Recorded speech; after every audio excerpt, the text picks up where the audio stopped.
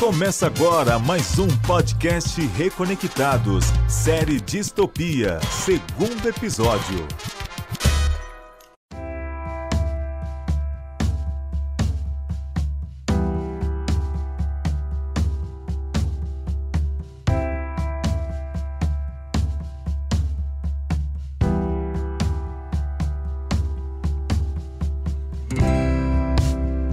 E aí, meu querido Adriano, tudo bem? Olá, que bom estar de volta aqui, né? A gente poder falar, discutir, estudar o Apocalipse. É algo de imenso privilégio, né? Muito obrigado pela oportunidade, Vinícius. Como você já disse aí, é uma grande oportunidade, é um grande privilégio. E uma coisa interessante, Adriano, quando a gente estuda o Apocalipse, naturalmente a gente acaba estudando toda a Bíblia, né? Porque ele é o último livro da Bíblia, e como você disse no episódio anterior, no nosso primeiro episódio dessa série, o Apocalipse ele acaba pegando porções de todos os outros livros da Bíblia. Então, mergulhar no Apocalipse é mergulhar no mundo maravilhoso da Bíblia e compreender as mensagens maravilhosas para nós. Bem, nós entendemos que o Apocalipse não é um livro fechado, um livro cheio de segredos que nunca serão descobertos, revelados. Pelo contrário, a própria palavra Apocalipse significa revelação. Isso mesmo, pastorzão. A gente percebe que o livro do Apocalipse ele não tem nada de obscuro, não tem nada de segredos ocultos. Pelo contrário, é um livro que traz esperança e um livro que traz o Cristo ressurreto eterno para todos sempre. Essa é a mensagem aí do Apocalipse. Você falou uma coisa interessante. Quando as pessoas então passam a esquecer do Cristo, o Cristo que morreu, o Cristo que ressuscitou, o Cristo que vai voltar, e aí a gente percebe a relevância desse livro, né? E nesses últimos dias a gente percebe assim um esfriamento da própria religião, muita confusão relacionada ao cristianismo, muitos escândalos dentro do ambiente religioso. Então acho que é bem urgente mesmo estudar o Apocalipse e compreender que acima de toda essa confusão há uma ordem celestial, há um Deus pronto para voltar. Nós não sabemos quando, né? Mas há um Deus pronto para voltar, para se manifestar, e é muito importante então a gente entrar nas mensagens aqui do Apocalipse e se preparar para esse momento, né? Isso, eu percebo o seguinte, como nós falamos no episódio anterior, que houve um período de silêncio de Deus, que Deus não enviou um profeta, não teve o espírito de profecia, né? O povo, de alguma forma, procurava esperança e não achava onde encontrar, e começaram a escrever por si mesmos, né? Revelações deles mesmos. O período interbíblico, ou período intertestamentário, é um momento histórico que compreende o espaço de tempo entre o Antigo e o Novo Testamento. Na narrativa bíblica, passaram-se cerca de 400 anos entre a época de Neemias, onde o livro de Malaquias foi escrito, e o nascimento de Cristo. Esse período entre os dois testamentos também é conhecido por muitos como os Anos de Silêncio, pelo fato de que não houve nenhum registro de uma palavra profética da parte de Deus durante esses anos para o povo de Israel. E hoje a gente percebe a mesma coisa nessa. O Provérbios diz que quando não tem profecia, o povo se corrompe. E hoje a gente vê nunca se vendeu tanto Bíblia nesse mundo, mas nunca se deixou tanto a Bíblia de lado, né? Então aqui nós temos que buscar a palavra, a revelação, se envolver com a profecia, porque aí nós seremos bem-aventurados, seguros dos enganos, separado da mentira. No nosso primeiro episódio, nós analisamos o capítulo 1, dos versos 1 a 3, e tentamos tirar alguma coisa ali, entender o contexto em que João estava preso. Tentamos rapidamente falar um pouquinho da situação da igreja nos dias de João. João está muito ligado à cidade de Éfeso. E agora, a partir dos versos 4 e até o verso 9, nós temos outras mensagens e nós temos aqui uma revelação muito surpreendente da própria divindade. Vamos ouvir.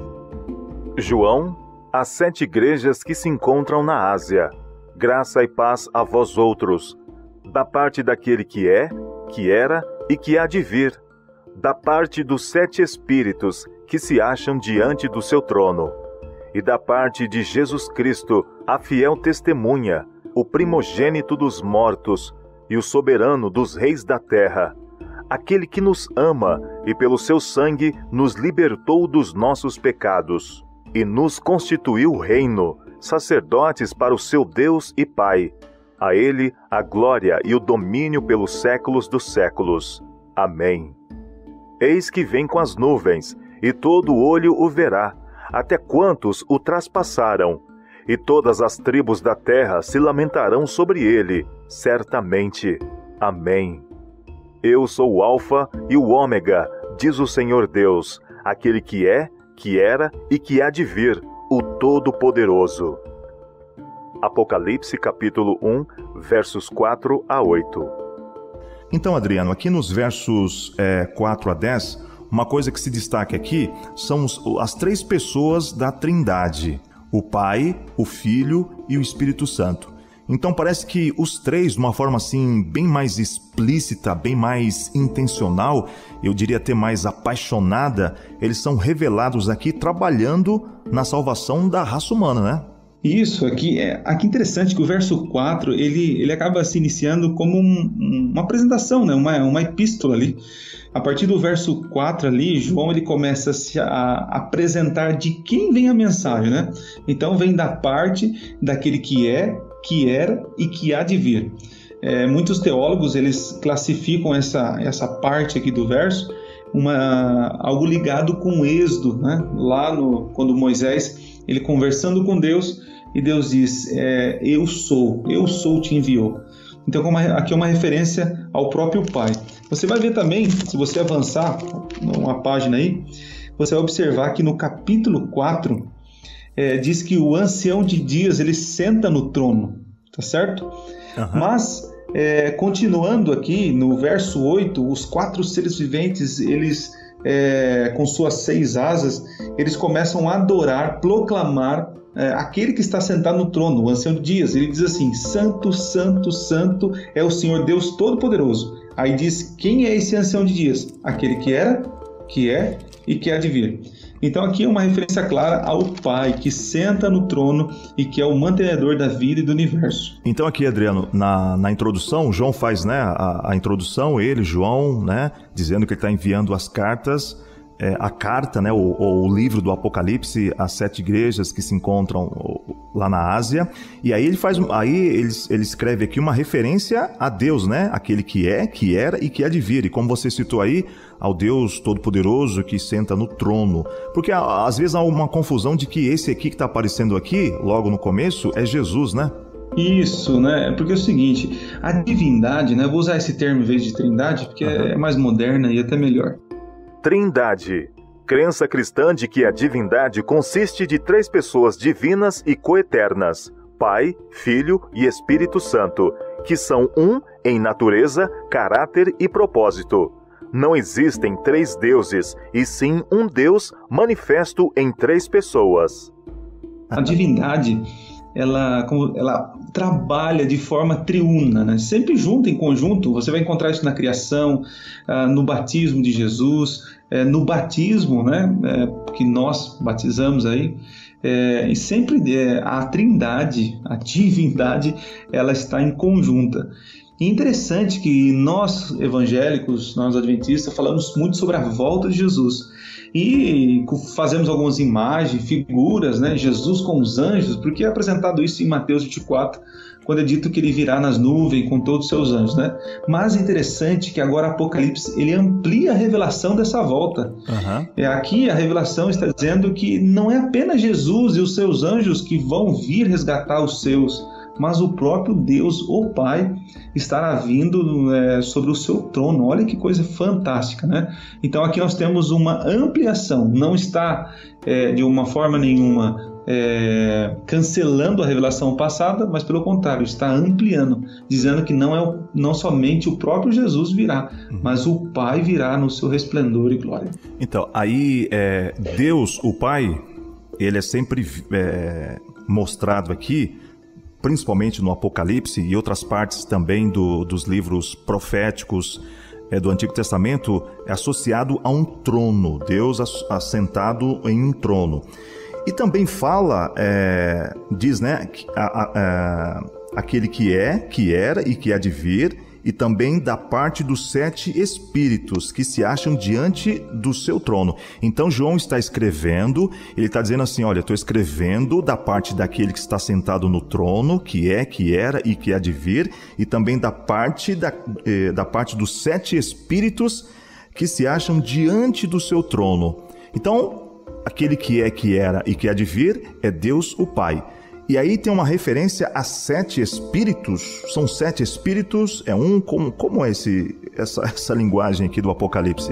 É mais ou menos assim, né? Mas só pegando um ganchinho que você falou dos tronos, né? Lembrei aqui de Mateus 24, Mateus 26, que Jesus, quando estava sendo interrogado ali no Sinédrio, e perguntaram se Jesus era o Cristo, né?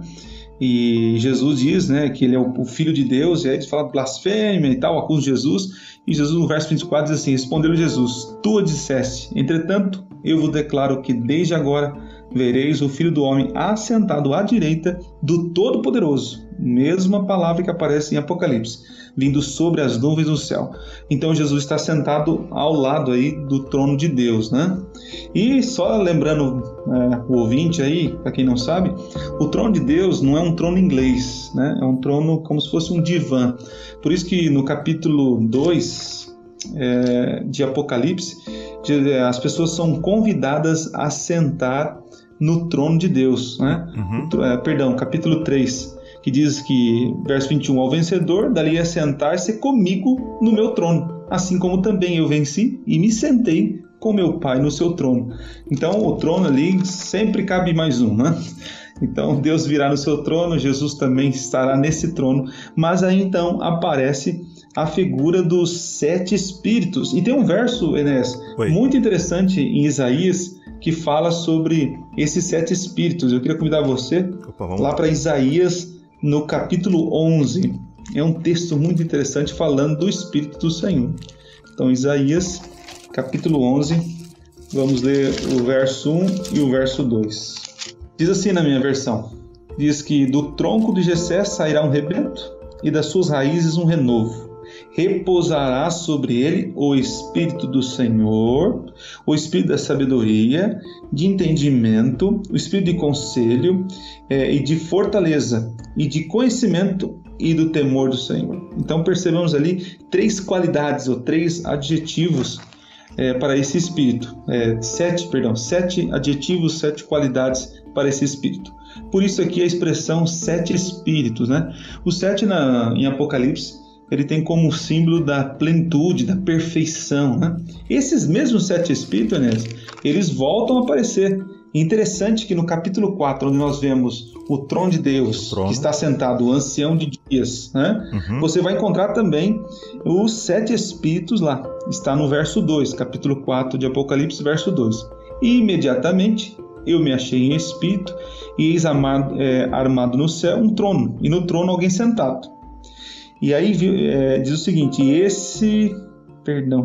verso 5, do trono saem relâmpagos, vozes, trovões, e diante do trono ardem 7 tochas de fogo, que são 7 Espíritos de Deus. Entendi. No capítulo 5, agora quem entra em cena é o Cordeiro que foi morto, né? No capítulo 4, Deus é exaltado junto com o Espírito Santo que está no trono. E quando você vai para o verso 6 do capítulo 5, diz assim, então vi no meio do trono, dos 4 seres viventes, e entre os anciões de pé, um cordeiro como tendo sido morto. Ele tinha 7 chifres, bem como 7 olhos, que são 7 Espíritos de Deus enviados por toda a terra. Entendi. Esse aqui é onde nós vamos chegar nesse capítulo, e você perceber que esse enviados por toda a terra foi no momento em que Jesus teve toda a autoridade e enviou o Santo Espírito no Pentecoste. E ele desceu sobre os discípulos do passado. Então, realmente, nós encontramos ali o Espírito Santo e o Pai junto no trono. Agora você vê que interessante. Na própria abertura do livro do Apocalipse, para ninguém ficar com medo ou ficar com algum receio, a gente encontra a divindade atuando e ali com força máxima, se bem que eles não precisam disso, né? Mas deixando bem claro que a própria divindade está trabalhando na salvação do ser humano. Então a gente vê uma menção a Deus, a menção ao Espírito Santo e a menção a Jesus Cristo, que nós vamos ver um verso aqui agora. Mas antes, uma coisa que eu acho muito interessante é que o Espírito Santo, ele é misterioso. porque a gente não vê, talvez não sente exatamente, mas ele está aí, atuando. E a grande vantagem para os cristãos é que Jesus subiu aos céus, e depois que ele subiu aos céus, ele enviou o Espírito Santo. E parece que na eternidade nós vamos ter uma revelação do Espírito Santo assim de uma maneira bem especial e bem intensa, porque no próprio livro do Apocalipse a gente vê o Espírito Santo assim atuando de uma maneira assim fantástica, e aquela intimidade, aquela conexão do Pai, do Filho e do Espírito Santo. Então, com certeza, chegando na eternidade, nós vamos ter grandes surpresas lá. Agora, Adriano, falando aqui do Filho, o verso 6 diz, né? E da parte de Jesus Cristo, a fiel testemunha, o primogênito dos mortos, o soberano dos reis da terra, aquele que nos ama e pelo seu sangue nos libertou dos nossos pecados. Então aqui é um resumo do Evangelho, né? Daquilo que Jesus veio fazer por nós, né? Morrer e através do seu sangue nos dar a libertação dos nossos pecados. Então eu posso dizer que no Apocalipse eu também encontro o Evangelho? Com certeza, Enéas. O Evangelho, como nós conhecemos lá em Mateus, Marcos, Lucas e João, que é apenas a vida de Jesus aqui na terra, a sua morte e um pedacinho bem pequeno da sua ressurreição. O Apocalipse, como eu disse, ele vai ampliar a revelação de quem é Jesus. E agora ele vai falar então não começa do seu nascimento, começa da sua ressurreição. E é interessante, Enéas, que aqui fala né, do nosso Cristo, o fiel testemunha e tal, mas o que me chama a atenção é o verso 6 aí, ó. E nos constituiu reino, sacerdotes para seu Deus e Pai, a ele glória e domínio pelos séculos dos séculos. Esse aqui é como se fosse o prêmio, ele nos constituiu como sacerdotes, porém, todavia, ainda não reinamos nesse reino. Mas em Apocalipse capítulo 20, você vai encontrar isso, né? Depois do milênio, diz aí que viu tronos e nesses se assentaram aqueles aos quais foi dada a autoridade de julgar. E aí você encontra no capítulo 20, verso 4, a cena, né, que diz aqui no finalzinho dele, diz que aqueles que não adoraram a besta e sua imagem, né, não receberam a marca na sua fronte, na mão, viveram e reinaram com Cristo durante os 1000 anos. Aqui nós percebemos que o reinado de Cristo não vai ser um reinado somente dele, né? Mas Deus ele vai dar a mim e a você o direito de ser reis, né? Reis sacerdotes por toda a eternidade. Olha que privilégio que nós teremos. Será um reinado compartilhado, né? Isso, que bonito, né? Que privilégio. Agora, Adriano, eu gostaria que você falasse pra gente aqui, porque no verso, deixa eu ver aqui, no verso 5 diz assim, e da parte de Jesus Cristo, ou seja, João falando assim, eu estou escrevendo para 7 igrejas, da parte do Pai, né, do Espírito, da parte do Filho, e quando ele fala do Filho, Jesus Cristo, ele fala fiel testemunha e o primogênito dos mortos. O que significa essa expressão, o primogênito dos mortos? Olha só, primogênito dos mortos, ele está ligado não como o primeiro que morreu e ressuscitou, né? Porque Jesus não foi o primeiro que ressuscitou. Nós encontramos no Antigo Testamento já alguns que foram ressuscitados, né? Uhum. Porém, a palavra ali, ela pode ser empregada também como primazia, né? Ou seja, o principal, o mais importante daqueles que ressuscitaram, que é Jesus, né? É interessante que na sua ressurreição, Jesus, quando ressuscitou lá no capítulo 27 de Mateus, diz que alguns ressuscitaram junto com ele, né? Chamado as primícias daqueles que dormem, né? E é interessante que no capítulo 14 de Apocalipse, Deus também tirará uma primícia, mas não dos mortos, mas dos vivos, né? Uhum. Então aqui o termo primogênito não está em questão de ordem, primeiro, segundo, terceiro, mas está em questão de primazia, ou seja, o melhor, o principal, o exaltado de todos que morreram e ressuscitaram. Esse é o principal. Então, juntando o nosso primeiro episódio e esse segundo episódio que nós estamos agora, da série Distopia, a gente entende que o Apocalipse é um livro para ser lido, e urgentemente lido e compreendido. E quando chegamos aqui nesses versos 4, 5, 6, 7... e o 8 também, nós entendemos a tônica do livro e por que o livro deve ser lido. Porque o verso 7 diz, do capítulo 1, eis que vem com as nuvens e todo o olho verá. até quanto os traspassaram, e todas as tribos da terra se lamentarão sobre ele, certamente. Amém. Assim, é uma pergunta óbvia, mas, Adriano, qual é o objetivo da vinda de Jesus segundo o livro do Apocalipse? O objetivo, primeiramente, é destruir o mal, né? Porque o mal ele foi inserido, né, através de Satanás no Jardim do Éden, e Deus ele vem para punir o mal, não punir o pecador, mas o mal. E se nós, eu e você, estivermos grudados, né, vivendo no pecado, com certeza nós também seremos destruídos por tabela, né? Porque a própria Bíblia diz em Ezequiel que Deus não tem prazer na morte do ímpio, mas ele abomina o pecado, né? Então, primeiramente, eu acredito que Deus vem para destruir o mal para sempre. E destruindo o mal, consequentemente, ele restaura a paz e a felicidade neste mundo. É a nossa grande esperança, né? É a tônica do Apocalipse, né? A restauração da nova Jerusalém, da nova terra e novo céu, que se encontra lá em Apocalipse capítulo 21.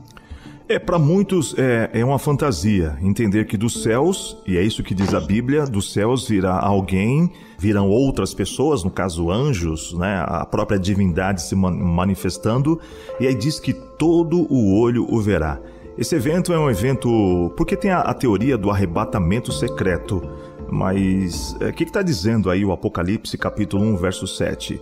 Que essa é a vinda que Jesus vem e leva a igreja, ou existe um momento em que a igreja é levada antes e aí a igreja vai estar reinando lá no céu e aqui a vida continua aqui? O que o Apocalipse diz sobre isso? Olha só, Enéas, essa é uma interpretação muito divulgada, né, alguns anos atrás, que de alguma forma acabou sendo a interpretação mais conhecida, né?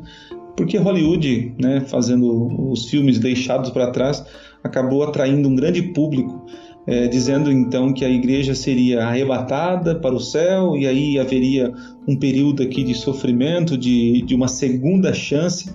A teoria do arrebatamento secreto propõe um momento no qual Jesus resgataria os salvos para a Nova Jerusalém, deixando na terra os demais seres humanos que não o aceitaram como Salvador. Essa teoria, apesar de muito popular no meio evangélico, carece de base bíblica. Mas é interessante, né, que para a gente acreditar nessa interpretação, a gente tem que fazer um maior malabarismo na Bíblia para poder encaixar essas coisas, né? E aqui no próprio verso 7 que você leu, diz aqui que todo olho verá. Alguns dizem assim, não, mas é o olho da fé, o olho espiritual. Não, aqui está dizendo o olho mesmo, verá, de ver, né? Até mesmo aqueles que zombaram e que mataram o próprio Cristo. Você vai ver isso também em Zacarias. Zacarias ele fala sobre essa profecia, né?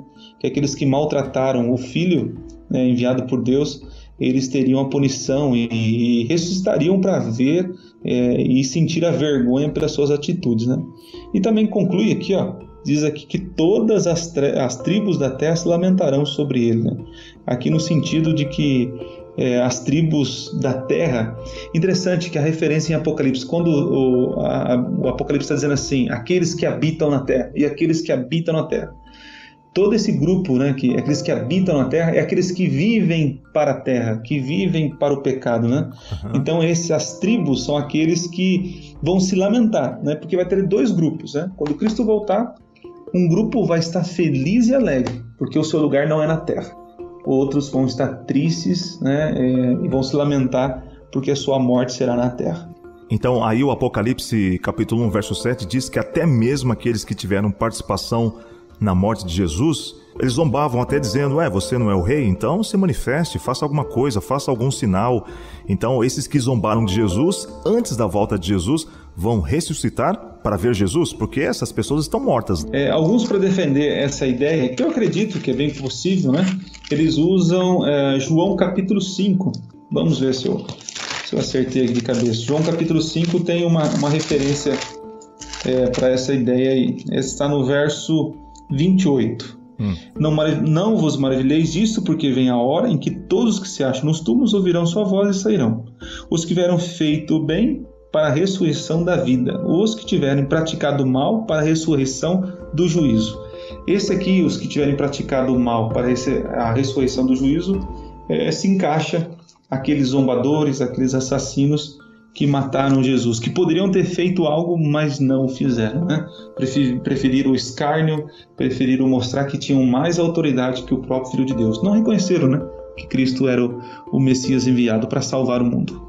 Legal. Aqui no verso 8, Adriano, diz assim: eu sou o Alfa e o Ômega, diz o Senhor Deus, aquele que é, que era e que há de vir, o Todo-Poderoso. Mais uma vez nós temos aqui a reafirmação de uma voz poderosíssima, que é a voz de Deus, reafirmando que Ele é o começo e o fim. Agora porque aqui está falando de Alfa e Ômega, o que você pode falar do Alfa e o Ômega? E o que é exatamente isso aí? Assim, olha só, é uma referência, né, ao alfabeto grego, o Alfa sendo o início e o Ômega o final. É interessante que você vai ver também uma outra referência no verso 17, né, que diz: eu sou o primeiro e o último. Interessante que Deus é um ser que ele é imaginável, né, mas ele não teve início e não tem fim, né? E tudo vem dele, provém dele, e também o fim é através dele. Então é um ser totalmente imensurável, né? Eu até lembro, quando eu leio isso, eu lembro da música do Raul Seixas, né, que diz que ele é o começo, o meio e o fim, né? Uma paródia de Satanás, referendo aí ao seu poderio, mas que na verdade é uma mentira, né? Ele é um ser criado que não tem nem mínimas condições de se igualar ao Santo dos Santos, né? E o que eu vejo aqui é aquela questão de segurança. Deus está no controle da situação. Ele é o começo, ele tem o controle no começo, ele tem o controle no fim. E acho que em momentos de crise, momentos de dificuldade, de perplexidade, e até mesmo o atual momento do mundo hoje, hoje nós estamos gravando aqui, dia 3 de abril, e houve mais um atentado numa cidade russa, na segunda maior cidade russa, São Petersburgo, e a gente fica meio assim, perplexo, né? Até quando essas coisas vão acontecer? Então tá pipocando atentados terroristas na Europa, a própria América do Norte não está lá tão tranquila, as dificuldades econômicas, financeiras, sociais aqui no Brasil, e aí nós temos aquela certeza, né? Deus é o começo e o fim. Então, ainda que a história esteja, digamos, fora do ponteiro, Deus tem um controle. E aí eu acho que é isso mesmo que é a mensagem do Apocalipse, né? Deus dizendo assim: eu tenho o controle da história. Em algum momento eu vou interferir na história e reiniciar uma outra história. Então, acho que de tudo que a gente pode estudar do Apocalipse, acho que essa mensagem é extremamente importante para nós hoje. Apesar de a gente não ver, nem imaginar como é esse Deus, ele reafirma, né? É a própria voz dele que diz que ele tem o controle sobre todas as coisas. E é isso que deve nos dar segurança no livro do Apocalipse. Não é isso, Adriano? Olha só, eu percebo o seguinte: todo ser humano ele gosta, né? Ele precisa de segurança. E João, no que ele estava vivendo, a realidade dele é uma realidade muito triste. E as palavras, a revelação do Apocalipse para ele realmente trouxe mais esperança e fé. E a mesma coisa deve acontecer comigo, né, com você, com nossos ouvintes, de que o mundo pode ir de mal a pior, pode cair o mundo, né? Mas se estou com Cristo, se estou na esperança do seu retorno, fazendo a minha parte, que é viver uma vida segundo aquilo que Ele deixou para me viver, escolhendo viver por Ele e não viver com o mundo, amando o mundo, então podemos ficar seguros, tranquilos, que é o nosso galardão. Ele em breve chegará. Em breve sairemos desse mundo, desse sistema mau que nos rodeia, onde nós temos saudade dos amigos, temos problemas financeiros, problemas com as famílias, enfim. Isso logo vai terminar, porque se Deus começou uma obra em mim, em você, em todos vocês que estão ouvindo, com certeza Ele há de terminar. Essa é a promessa. Legal, discutimos aqui o capítulo 1 do Apocalipse e os versos 4, 5, 6, 7 e 8, falando aqui da divindade atuando assim de uma forma intensa no plano da salvação. E assim finalizamos mais aqui o segundo episódio da série Distopia. E você sabe que o nosso objetivo é percorrer os 22 capítulos do último e polêmico livro da Bíblia, o Apocalipse. Se você tem alguma dúvida ou quer deixar alguma sugestão, é só escrever qualquer coisa aí nos comentários e eu e o Adriano vamos procurar aí nos conectar com você através dos comentários aqui no podcast Reconectados e também no canal Minuto Profético no YouTube. Adriano, muito obrigado pela sua participação, é bom falar com você e espero você aí para o nosso próximo episódio. Valeu, amigão, agradeço a oportunidade, é muito bom falar daquilo que a gente gosta e desafio nossos ouvintes a não perder o próximo episódio. Cada vez que avançamos nos capítulos do Apocalipse, mais revelação nós temos de quem é Jesus e o que Ele está fazendo e fará por nós. Um abraço a todos. Você ouviu o podcast Reconectados, série Distopia. E fique ligado, a cada semana um novo episódio para você.